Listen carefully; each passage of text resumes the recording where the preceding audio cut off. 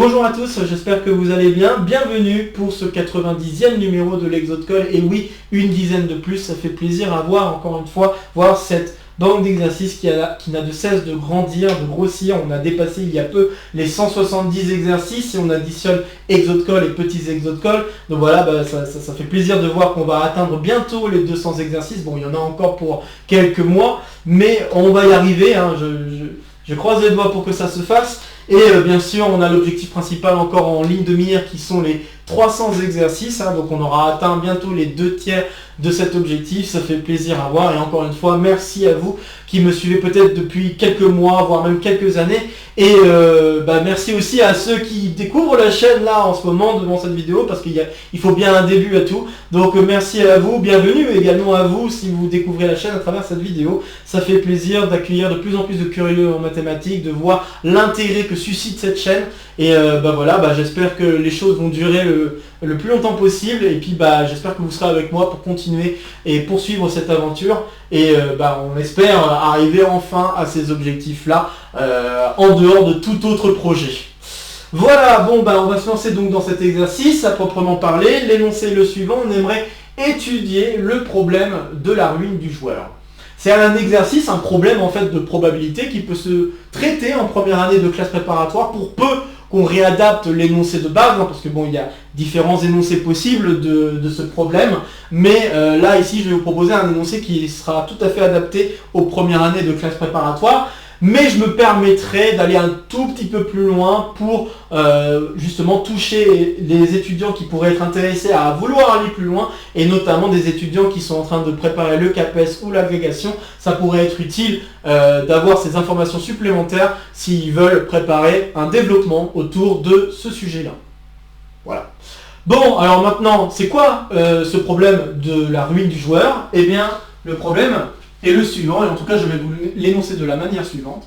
Nous avons une pièce qui a une probabilité P de tomber sur pile.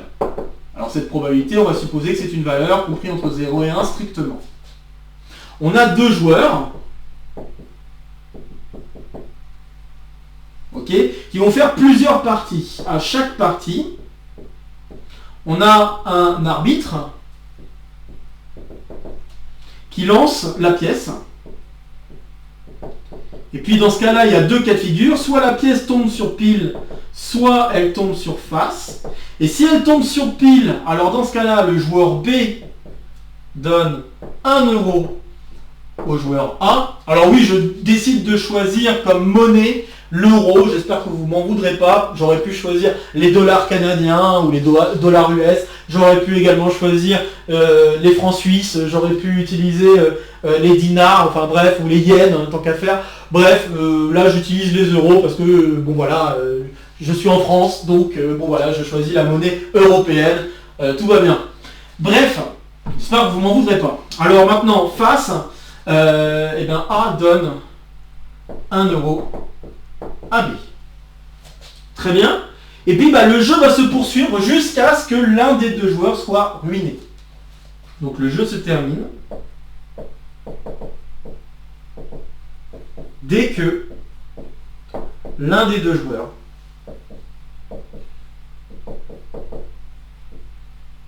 est ruiné. D'accord? Donc il faut supposer que A et B démarrent avec une certaine fortune pour jouer à ce jeu. Et après ils échangent à chaque fois 1 euro, suivant si la pièce tombe sur pile ou sur face. Et puis à la fin, il y en a un des deux qui va être ruiné, l'autre qui aura la fortune des deux, additionnée de lui-même et de l'autre. Et ça veut dire que le joueur qui aura toute la fortune aura gagné le jeu. Bien. Alors maintenant on va ajouter quelques paramètres à cet exercice. Notons grand N, la somme des deux fortunes. Donc la somme des fortunes de A et de B mise en jeu. Donc on va s'intéresser à ça. Vous pourrez constater que cette valeur-là, c'est une constante par rapport au problème, puisque les joueurs vont à chaque fois s'échanger 1 euro. Donc grand N ne bougera absolument pas. Et on va introduire également des événements pour n'importe quel entier compris entre 0 et grand N. On va poser l'événement A petit n, le joueur A le joueur A gagne en démarrant avec petit n euros. Et puis BN, ben la même chose, sauf que cette fois-ci c'est le joueur B qui gagne en démarrant avec grand N moins N euros. Alors, j'imagine que vous allez être très tenté de dire que BN est l'événement contraire de AN, je peux tout à fait vous comprendre, mais il y a une petite subtilité sur laquelle il va falloir se pencher si on voulait vraiment affirmer ça. Je laisse ça en suspens, j'introduis quand même l'événement BN parce que ça pourra être utile pour aller plus loin, mais pour l'exercice, je pourrais juste me contenter de regarder ce qui se passe pour AN. Mais si on veut pouvoir dire que BN est le contraire de AN, il y a un petit quelque chose qu'il faut vérifier, on en reparlera un peu plus tard. Bon, en tout cas, je vous ai posé maintenant tout le contexte, tout ce qu'il vous faut pour pouvoir faire les calculs de probabilité qu'on voudra. Et maintenant, je vais vous poser des valeurs précises pour les différents paramètres en jeu, c'est-à-dire pour P, pour grand N, pour petit n.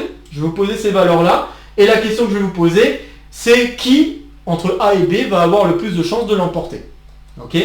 Donc, je vais poser la probabilité P comme étant égale à 19 sur 37. Alors c'est une valeur qui est un poil plus grand que 1,5. C'est pour ça que ce n'est pas une valeur trop prise au hasard. C'est une valeur faite exprès pour que ce soit un poil plus grand que 1,5.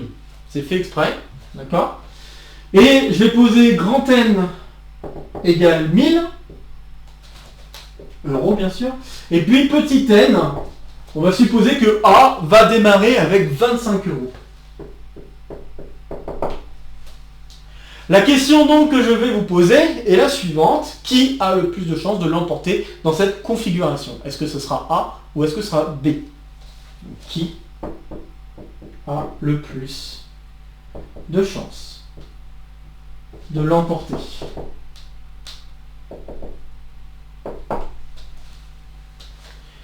Donc voilà, l'exercice est maintenant écrit entièrement au tableau, donc vous pouvez vous amuser à relire tout l'énoncé en entier, faire une pause dès maintenant. Essayez de vous lancer dans un petit peu d'exploration à travers cet exercice pour essayer donc de résoudre ce problème et être capable de dire qui a le plus de chances de l'emporter entre A et B dans cette configuration-là précise avec cette probabilité-là et ces valeurs de grand N et de petit n. Donc n'hésitez pas à faire une pause sur la vidéo pour essayer de résoudre l'exercice avant que je ne vous dise quoi que ce soit d'autre. Ok. Alors je vais vous donner maintenant un petit plan d'attaque. Si vous voulez revoir l'énoncé en entier, n'hésitez pas à revenir un peu en arrière sur la vidéo. Hop. Je vais mettre maintenant un petit plan d'attaque.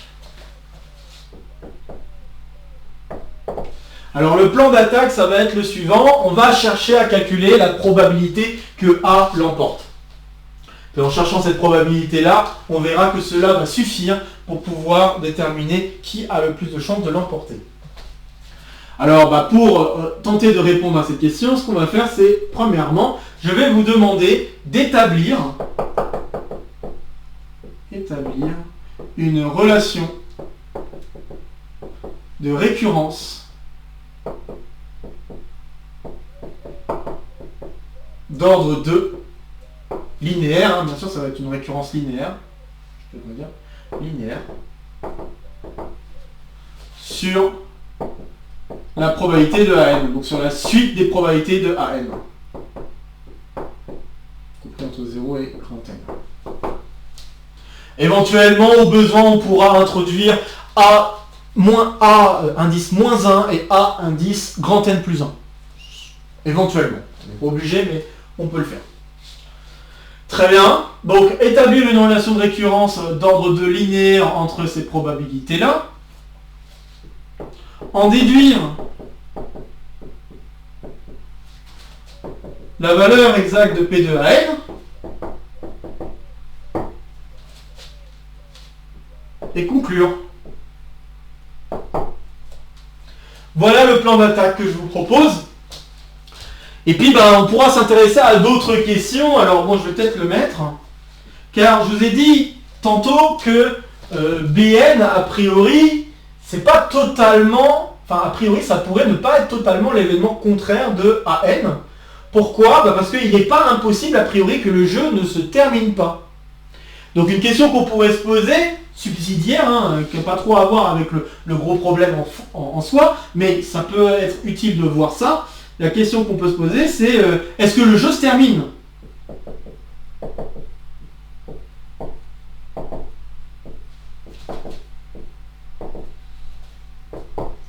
Et la question, c'est comment on fait pour vérifier si le jeu se termine. Ça peut être pas mal à regarder. Et puis, un autre truc, alors c'est là où on ira un tout petit peu plus loin dans l'exercice. Un autre truc qu'on pourrait regarder, c'est le temps qu'il nous faut, donc le nombre de parties qu'il faudrait faire pour que le jeu se termine. Donc on pourrait s'intéresser à ça, et on pourrait noter Tn, la variable correspondant au nombre, donc au nombre de parties à effectuer pour que le jeu se termine.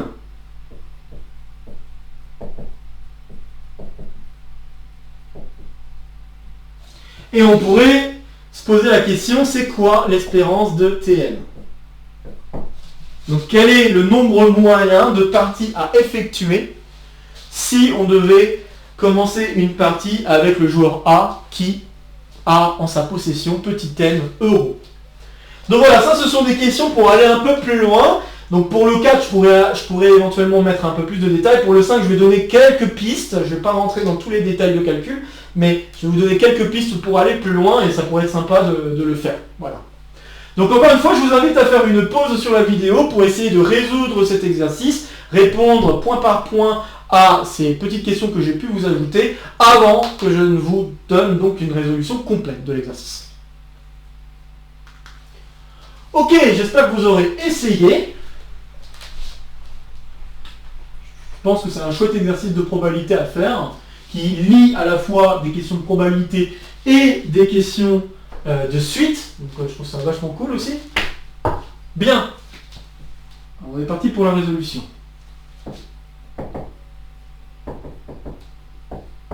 Premièrement, on nous demande donc d'établir une relation de récurrence d'ordre de linéaire sur les P de AN. Alors, en fait, tout va se jouer, pour pouvoir établir cette récurrence, tout va se jouer par rapport à la première partie. En effet, par rapport à la première partie, soit le joueur va perdre 1 euro, soit le joueur A va perdre 1 euro, soit le joueur A va gagner 1 euro. Okay, et cela suivant des probabilités données par la pièce. Donc ce qui va nous intéresser, c'est ça. On va se poser la question, qu'est-ce qu'il en est par rapport à la première partie. Et donc je vais donner un nom à cet événement. Je vais noter S, l'événement, la première, ou S indice A, disons, l'événement, la première partie est remportée par A. Ainsi, l'événement SA et SA bar forment une partition de l'univers. Je peux utiliser une formule de proba totale. Formule de probabilité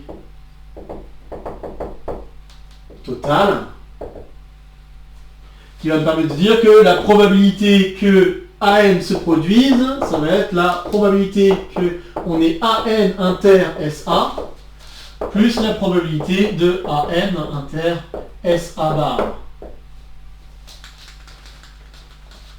Ok. Et puis je peux utiliser les formules de Bayes, ou de Bay. J'avoue que j'ai toujours du mal avec la question de prononciation de Bayes ou de Bay. Mais si j'utilise donc ces formules-là, c'est la formule avec les probabilités conditionnelles, je vais pouvoir écrire, on a la probabilité de SA fois probabilité de AN, sachant SA, plus probabilité de SA bar fois probabilité de AN, sachant SA bar. Bon, alors maintenant, on peut commencer à remplacer. P de SA, c'est la probabilité finalement que la pièce tombe sur pile en un lancé, donc ça va donner P. P de SA bar, ça va nous donner 1 moins P. Ça, pour l'instant, ça va. Et maintenant, c'est quoi la probabilité de AN sachant SA? Bah, ça veut dire que le joueur A va gagner 1 euro à la suite de son premier succès. Ok? Et on sait qu'il l'a gagné ce premier succès. Donc on va dire que notre joueur va se retrouver avec une fortune égale à petit n plus 1.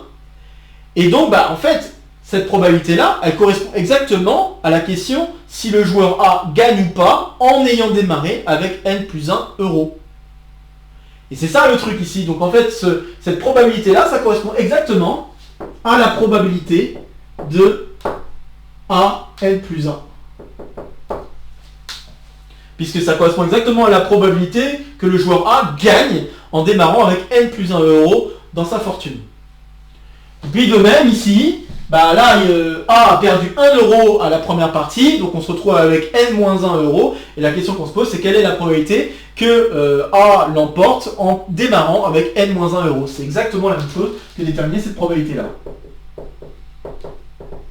Et voilà, nous avons notre relation de récurrence d'ordre 2. Nous avons P de AN égale P fois P de AN plus 1 plus 1 moins P fois P de AN moins 1. Très bien, donc voilà, la première question est faite. Deuxième question.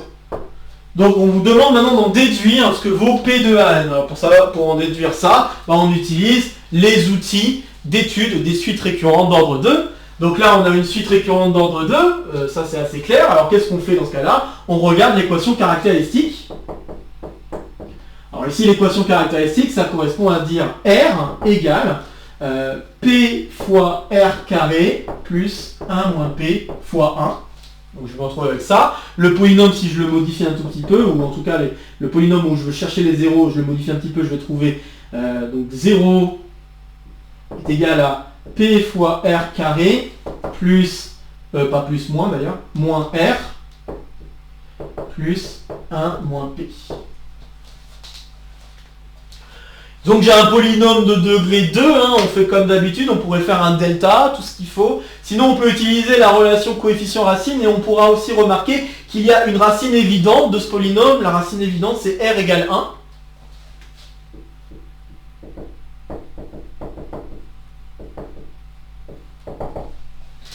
Et pour l'autre racine, je peux utiliser la relation sur les relations coefficient-racine et notamment la relation donnée pour le coefficient constant. Je sais que la deuxième racine fois la première racine que j'avais doit donner ce coefficient divisé par le coefficient devant R carré. Et du coup, je vais en déduire alors que la deuxième racine,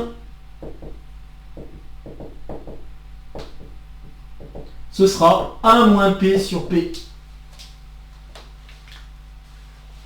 Alors vous pourrez constater une chose, c'est que les deux racines sont égales si P égale 1,5. C'est normalement ce que vous devriez constater en calculant le delta. Vous pourrez constater que delta égale 0 si P égale 1,5. Et d'ailleurs si et seulement si, puisque P est supposé compris entre 0 et 1 strictement. Donc vous pourrez constater ça, sinon delta est toujours positif. Et normalement, en appliquant les formules des racines, que vous connaissez normalement assez bien, vous devriez trouver ces résultats-là.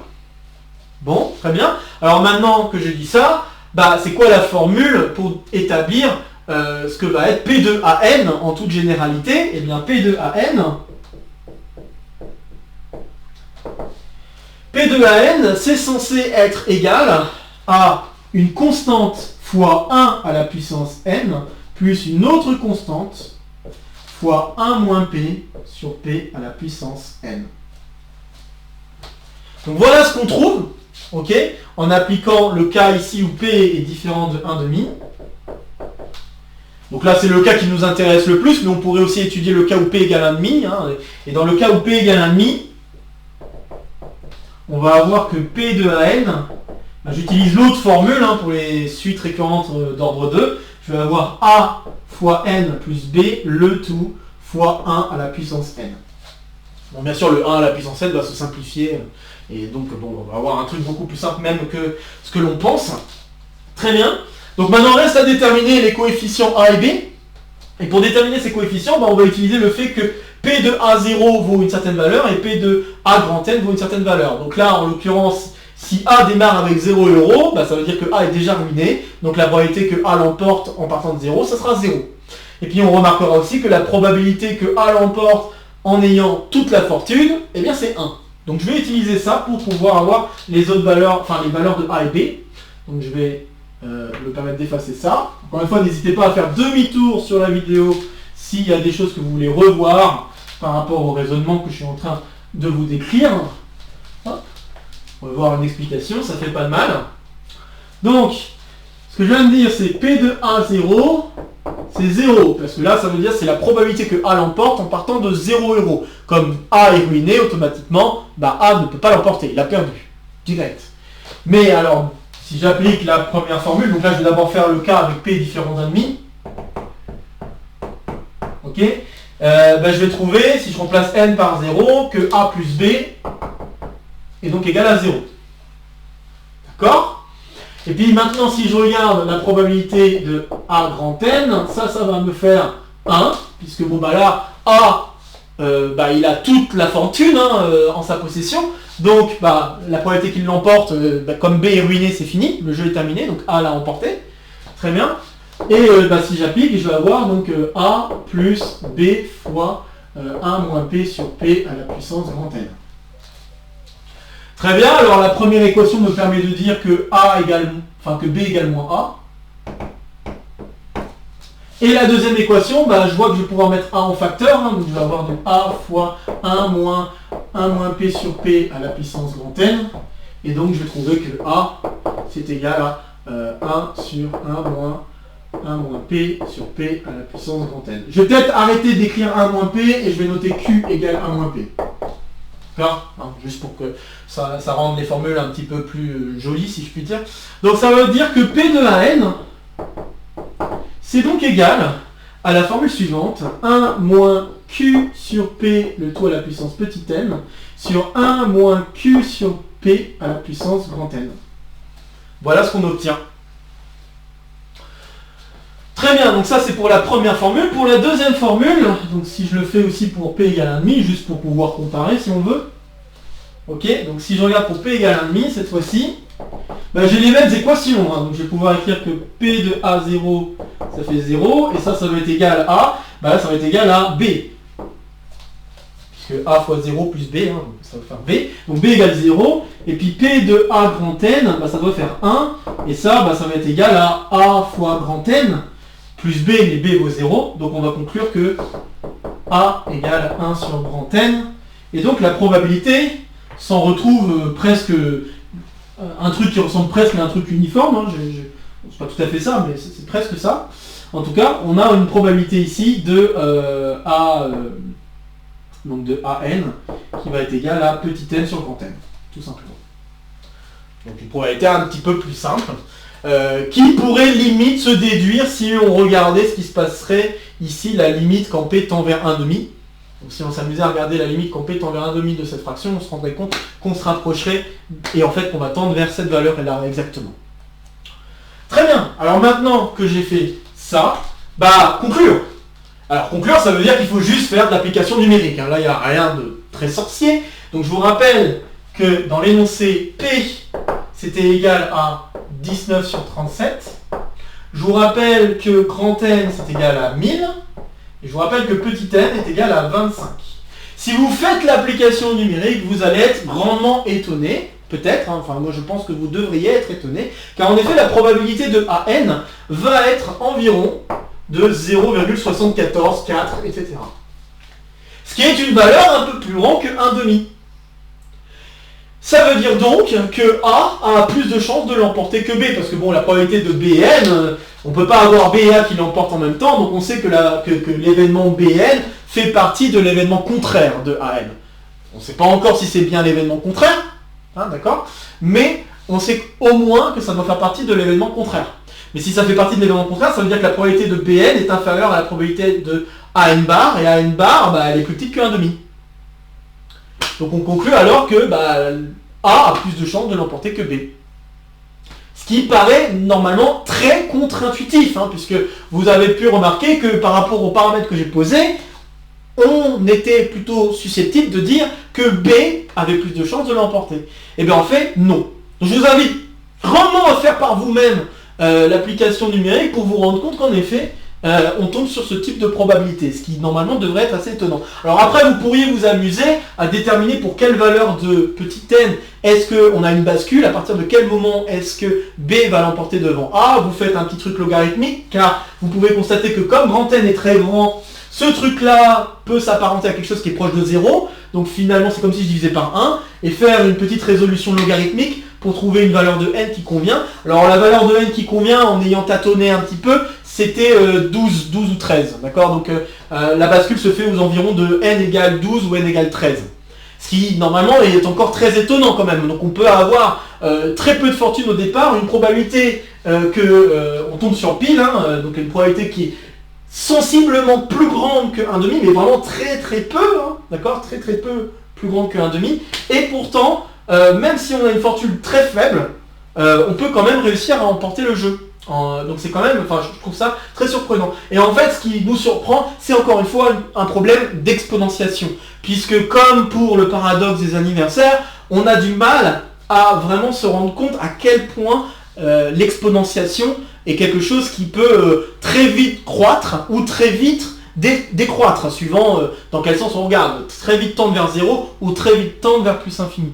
On a du mal à se rendre compte de ça, et là encore cet exercice est là pour nous prouver qu'on a du mal à se rendre compte de ça. Bon, par contre, c'est assez clair que si on regarde pour P égale 1,5, bah là, non, la probabilité que AN l'emporte, ça marche pas. Je pense que c'est assez clair. Bien, donc voilà, on a répondu déjà à l'exercice, et donc la réponse c'est que en effet, A a plus de chances de l'emporter par rapport aux choses que je vous ai fixées. Allons un tout petit peu plus loin maintenant.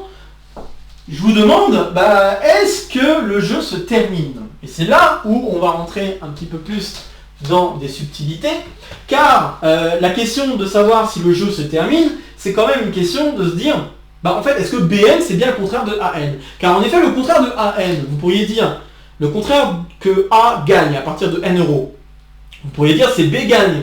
Mais ce qui, a priori, n'est pas impossible par rapport au problème, c'est que le jeu ne se termine pas. S'il y a une probabilité non nulle que le jeu ne se termine pas, ça veut dire que Bn n'est pas totalement le contraire de An. Et c'est pour ça que c'est important de ne pas tout de suite dire que Bn est le contraire de An, parce que il y a une question de terminaison du jeu. Alors maintenant, il va falloir vérifier, est-ce que le jeu se termine?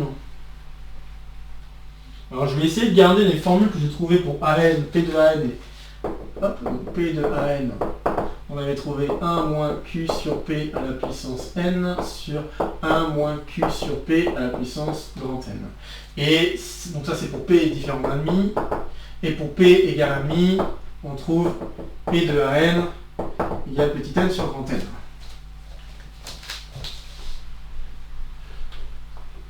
Bien. Et bien pour savoir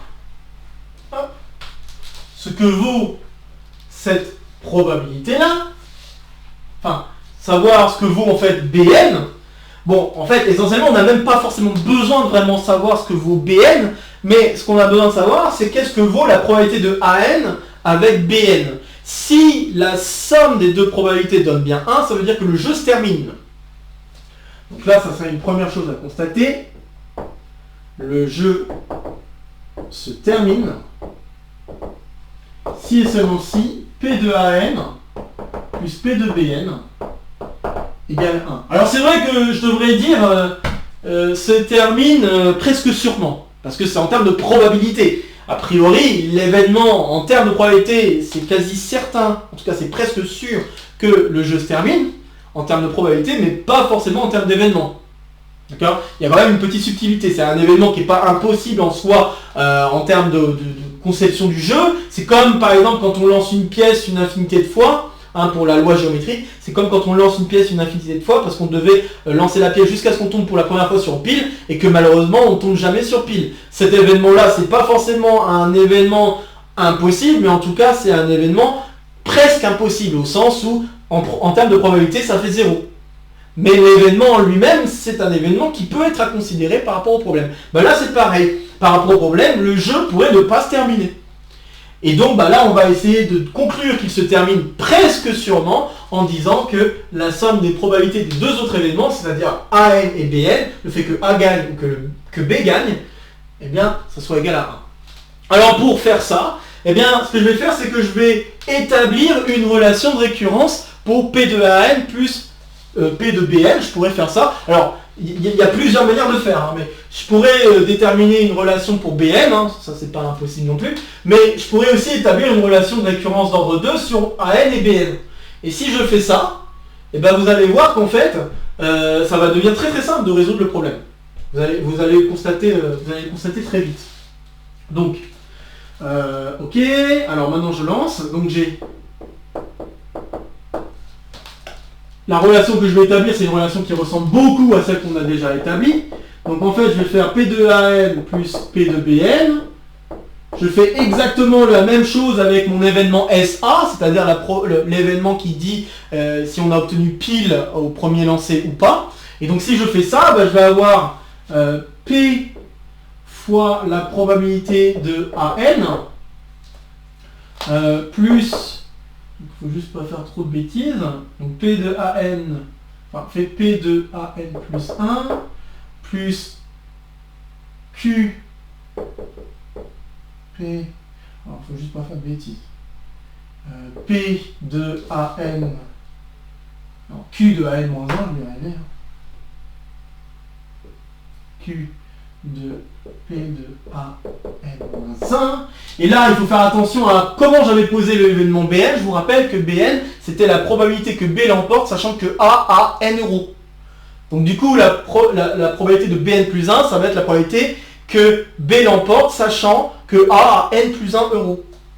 Donc en effet, pour que A ait N plus 1 euro, si A a gagné sur la première partie, B va perdre 1 euro, donc A va avoir N plus 1 euro. Donc ça veut dire que je vais aussi avoir P fois probabilité de BN plus 1, plus Q fois probabilité de BN moins 1. Je vais avoir exactement la même relation de récurrence.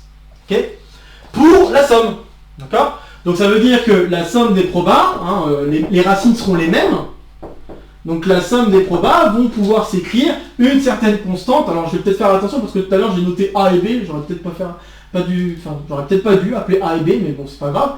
Donc C plus D fois 1 moins P à la puissance 1 moins P sur P à la puissance N. Donc ça c'est le cas où P est différent de 1,5. Et puis l'autre cas de figure, ça va être donc Cn plus D, le tout fois 1 puissance n, donc si P est égal à 1,5. Très bien, et puis maintenant j'aimerais conclure que ça c'est toujours égal à 1. Alors pour conclure, en fait il faut trouver les constantes A, C et D dans chacun des cas. Et en fait on va utiliser ce qui se passe en 0 et en grand N. Donc P de A0 plus P de B0, on sait que ça c'est égal à 1 parce que P de A0 ça fait 0, mais P de B0 ça fait 1. Puisque B va l'emporter, il aura toute la fortune. Et P de A grand N plus P de B grand N, c'est aussi égal à 1.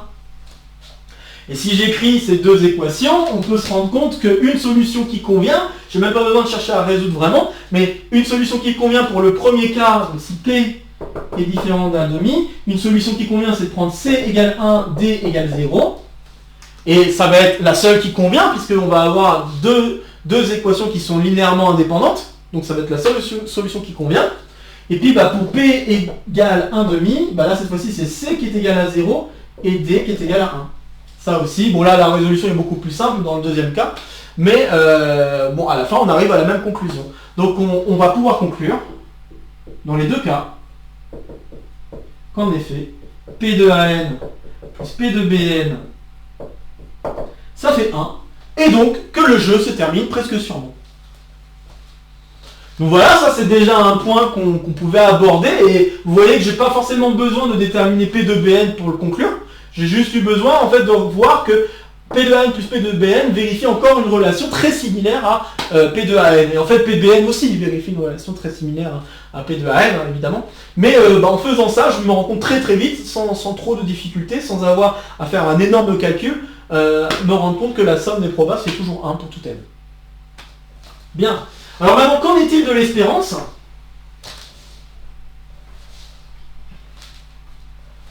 Alors là, je ne vais pas faire l'exercice jusqu'au bout,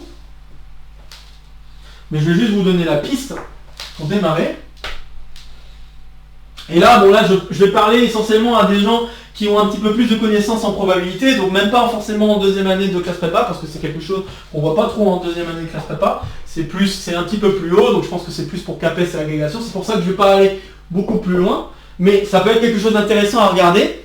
Donc, j'aimerais étudier l'espérance de la variable Tn, et pour essayer de comprendre ce que c'est cette variable Tn, il faudrait se poser, en fait, va falloir se poser le même genre de questions pour déterminer cette espérance. En fait, pour déterminer cette espérance, on va pouvoir se restreindre à des cas de figure où est-ce que A a gagné la première partie ou pas. Exactement le même genre de choses. Et en fait, on peut donc définir des espérances qui dépendent de ce choix de possibilités là au départ, et donc il va faire apparaître ce qu'on appelle des espérances conditionnelles. Donc on va avoir l'espérance de Tn sachant SA fois probabilité de SA. En fait c'est de la proba totale qui se cache derrière ce calcul, mais c'est essentiellement ça qui va se produire. Donc ça, plus espérance de Tn sachant SA bar fois la probabilité de SA. Ok, donc on va se retrouver avec ce genre de choses qui va apparaître en fait. Et si on fait les calculs qui se cachent derrière, alors je vais peut-être pas faire les détails, je vais peut-être pas faire tous les détails, mais ce qui va se cacher derrière ce calcul, c'est qu'à la fin on va trouver, si je fais pas de bêtises, 1 plus l'espérance de Tn plus 1 fois P plus Q fois l'espérance de Tn moins 1. Là, j'ai fait un petit skip sur ce qui se passe entre deux. Il faudrait regarder de plus près ce que vaut cette espérance-là par rapport à l'espérance de Tn plus 1. En fait, on se rendra compte que c'est pas très loin. Il y a juste un plus 1 qui va traîner, il y a un plus 1 qui va traîner du calcul d'espérance conditionnelle. Et c'est pareil ici, il va y avoir un plus 1 qui va traîner par rapport à l'espérance conditionnelle, par rapport à l'espérance conditionnelle, oui c'est ça. Donc voilà, très bien, donc on peut établir ce genre de relation, et encore une fois, on a une relation de récurrence d'ordre 2, mais cette fois-ci, c'est pas une relation de récurrence tout à fait linéaire, c'est une relation de récurrence affine, parce que là, on a un terme constant qui apparaît en plus de toute l'affaire. Alors comment on peut essayer de régler ce problème? L'idée, c'est la suivante, si je veux déterminer l'expression explicite de E de Tn, l'idée ça serait la suivante, c'est que je peux faire moins E de Tn et réécrire tout du même côté, donc un petit peu simplifier la relation de récurrence qui est établie entre chacun des termes. Donc si je me permets d'écrire Dn comme étant espérance de Tn plus 1 moins espérance de Tn, la relation que je viens d'établir, en tout cas que je viens de vous donner, peut se réécrire sous la forme 0 est égal à 1 plus P fois Dn plus Q. Alors est-ce que c'est plus Q? C'est moins Q. Attends, je vérifie 2 secondes que je dis pas de bêtises. Oui c'est ça, c'est moins Q. Moins Q fois Dn moins 1. Si je fais pas de bêtises. Ouais, parce que quand je fais moins E de... Alors faut bien comprendre qu'est-ce qui se passe ici. Quand je fais moins E de Tn, E de Tn peut s'écrire P plus Q le tout fois E de Tn. Et donc ça fait P fois E de Tn. Donc je vais avoir moins P fois E de Tn qui va apparaître ici, donc le P en facteur ça va me donner en effet P fois Dn. Et puis ici je vais avoir moins Q fois E de Tn, si je mets Q en facteur j'ai E de Tn moins 1 moins E de Tn, ce qui est l'opposé de Dn moins 1. Donc voilà, je peux me retrouver avec ce genre de relation, et puis on peut se ramener à un cas, un tantinet linéaire, si on s'intéresse à un point fixe. Donc là, si P est différent de 1,5, on peut s'intéresser à L tel que, donc on est 1 plus PL moins Q, L est égal à 0. J'essaie de vérifier que je ne dis pas de bêtises. Oui, c'est ça. Donc ça va donner que L est égal à 1 sur Q moins P. Très bien. Et puis grâce à ce L, la relation que nous avons ici est vérifiée également pour ce L. On peut soustraire les deux et se rendre compte qu'on va avoir P fois Dn moins L qui va être égal à Q fois Dn moins 1 moins L. Donc si je change un tout petit peu, je vais avoir ceci. Et donc vous avez une relation de récurrence d'ordre 1 qui va être satisfaite par la suite Dn moins L. Et cette suite, cette récurrence-là, c'est même une récurrence liée à une suite géométrique. Donc vous allez être capable de décrire ce que va valoir exactement dn. Hein. Vous pouvez dire alors que dn moins n, ça va être égal à... donc faisons pas de bêtises, ça va être égal à q sur p à la puissance n, ça, fois d0 moins n. Ok, donc bon, il y aura une question de savoir qu'est-ce que vaut d0. Ça, c'est une question qui se pose quand même. Mais une fois qu'on a ça, après, on peut retrouver dn en faisant une somme, hein, parce que dn, c'était défini comme une soustraction successive entre deux espérances. Donc l'espérance de tn peut s'écrire l'espérance de t0 plus la probabilité, donc plus la somme pour k allant de 0, non c'est pas 0, donc d0 d'ailleurs ça fait pas trop de sens, je suis en train de me dire, donc c'est plutôt d1, et donc je dois mettre n-1, donc k allant de 1 jusqu'à, il faut que j'aille jusqu'à n, oui jusqu'à n, de dk, donc voilà, ce e de tn je peux l'écrire comme ça, et puis après tous les dk je peux les réécrire en fonction de ça, donc voilà, on arrive à tout déduire hein, et à avoir une expression explicite à la fin. Et à la fin, l'expression normalement devrait être assez gentille. Alors bon, je me souviens plus de quelle est la valeur qu'on doit obtenir à la fin, mais ça devrait être une assez jolie expression. Et puis voilà, donc on peut déterminer l'espérance de Tn comme ça. Et puis bien sûr, il y a aussi le cas où P égale Q égale 1,5. Dans ce cas-là, il y a une petite manipulation à faire qui fait amener du télescopage, hein, parce que là on voit qu'on a, en regardant de plus près la relation ici, si j'ai P égale Q égale 1,5, juste pour dire un petit peu ce qu'il en est, si j'ai ça, là on a en fait finalement que 1 est égal à 1,5, enfin moins 1, ouais, moins 1 est égal à 1,5 de dn moins dn moins 1, et donc si vous faites une somme télescopique de cette affaire, eh bien vous allez avoir donc somme, donc vous allez avoir si on fait pas de bêtises, donc d 1,5 de dn, ça va être la somme pour k allant de 1 à n, donc 1,5, bon, le 1,5 vous pouvez le mettre dedans, 1,5 de dk moins dk moins 1, donc je peux écrire ça, plus d0, enfin plus d1 pardon, c'est ça, plus D1, si je veux que tout marche, et il faut 1,5 aussi.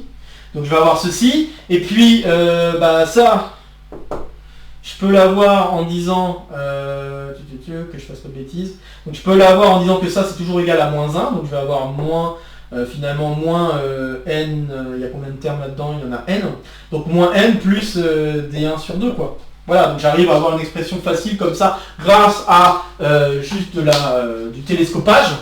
Et puis à la fin, je vais pouvoir donc en déduire encore une fois une expression relativement simple aussi de l'espérance de Tn. Parce que maintenant que j'ai Dn, je vais m'amuser à refaire une somme sur les Dn et pour avoir en fait E de Tn, comme je l'ai fait ici, hein, parce que je rappelle que Dn c'était quand même la soustraction successive des Tn.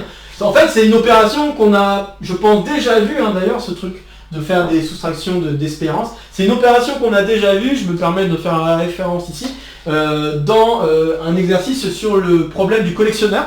Donc on avait déjà abordé un exercice sur le problème du collectionneur, où on a une personne qui veut collectionner des cartes Pokémon, et la question c'est, sachant qu'il y a une certaine probabilité pour que chacune des cartes tombe et des trucs comme ça, quelle est d'abord une question de probabilité, il y avait plus ou moins une question de probabilité, mais il y avait aussi surtout une question d'espérance, et pour avoir l'espérance du nombre de cartes qu'il aurait fallu acheter pour qu'il ait la collection complète, eh bien on avait dû faire des calculs d'espérance de ce goût-là, et ces espérances-là, ça revient finalement à une espérance d'une variable aléatoire qui suivait une suite géométrique.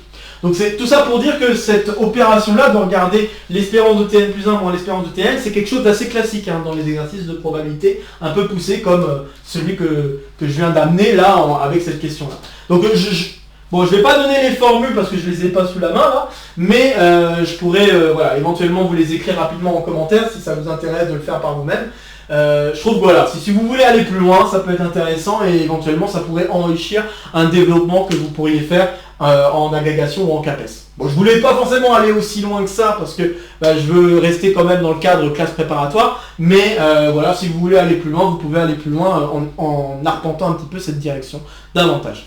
Bon, je m'arrête ici pour cet Exode Code. Donc comme d'habitude, n'hésitez pas à partager la vidéo si vous connaissez des camarades qui pourraient être intéressés par cette vidéo ou par le contenu de la chaîne de manière plus générale. N'hésitez pas à laisser en commentaire vos questions, vos remarques, vos retours concernant cet exercice. Comme d'habitude également ici, ce sera pour me soutenir. Ici, ça sera pour vous abonner. N'oubliez pas d'activer la clochette pour les dernières news de la chaîne. De nouvelles vidéos vont se proposer à vous si vous voulez continuer à faire le tour de la chaîne. Et sur ce, je vous retrouve très vite pour de prochaines aventures mathématiques. Portez-vous bien et à très bientôt. Salut à tous!